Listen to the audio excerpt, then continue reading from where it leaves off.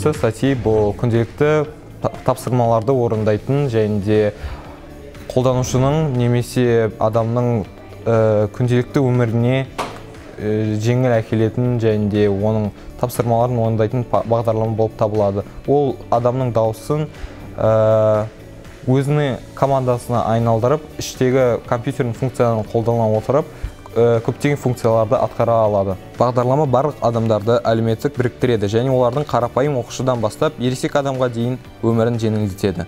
Сонымен қатар, бағдарламаның ерекшелігі ол қазақ тілін еркін түсінеді және пайдаланушы командаларын орындайды және оларға да қазақ тілінде жауап береді. Менің аймағымда Қазақстан оңтүстігінде адамдар көпшілігі орыс тілінде еркін сөйлей немесе жаза алмайды. Бірақ олардың осы көмекшісімен бірнеше тілде сауатты мәтінді теру мүмкіндігі бар.